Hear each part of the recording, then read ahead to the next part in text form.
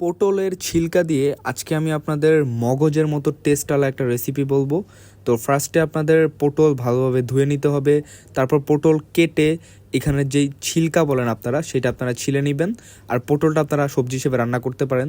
আমাদের শুধু ছিলকাটা লাগবে। এবার আমরা এই ছিলকাটা ভালোভাবে ধুয়ে রেখে দিব পানির মধ্যেই। তারপর আপনারা একটা ডিম আর সামান্য লবণ দিয়ে এটাকে সিদ্ধ করতে দিয়ে দিবেন। যতক্ষণ না এইরকম ভালোভাবে সিদ্ধ হইতেছে, দেখেন ছিলকাগুলো প্রচুর পরিমাণে সিদ্ধ হয়ে গেছে। তারপর আমরা আরেকটা তেলে কড়াই বলেন বা আপনাদের কড়াই যেটা আছে সেটাতে মাছ আর কাঁচামরিচ ভেজে নিব। আর আরেকটা প্যানে আমরা কিছু পেঁয়াজ ভেজে নিব। এর ফাঁকে আপনারা কি করতে পারেন, আপনারা পটলের যে ছিলকাগুলো আছে এগুলো বেটে নেবেন। তারপরে মাছ আর মরিচ দিয়েও সেটা ভালোভাবে বেটে নেবেন। তারপরে আমরা ডিম নিয়ে নিব। সবগুলো মিশ্রণ একসাথে ভালোভাবে বেটে আপনারা যে কোনো সাইড করে রেখে দিতে পারেন। তো যারা পিষতে পছন্দ করে না, আপনারা ব্লেন্ডারও ইউজ করতে পারেন।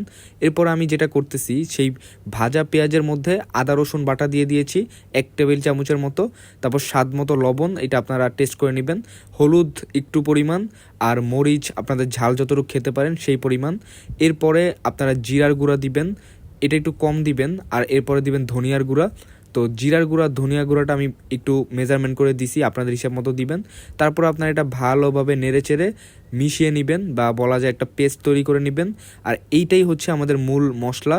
এটার মধ্যে আমরা যে পেস্ট করে রেখেছিলাম, যেখানে পটলের ছিলকা, ডিম, মাছ, তারপর পেঁয়াজ, মরিচ সব কিছু ছিল, এটার সাথে ভালোভাবে নাড়িয়ে চাড়িয়ে মিক্স করে নিব। একদম দেখতে হবে যে মশলাগুলো যাতে প্রত্যেকটার সাথে একদম ভালোভাবে মিশে যায়, সেটা আপনাদের নজর রাখতে হবে। এভাবেই তৈরি হয়ে যাবে এই রেসিপিটা। আর এটার টেস্টের কথা যদি বলি, তাহলে অনেক বেশি মজা। এটা পুরো মগজের মতো খেতে, তাই ট্রাই করতে পারেন।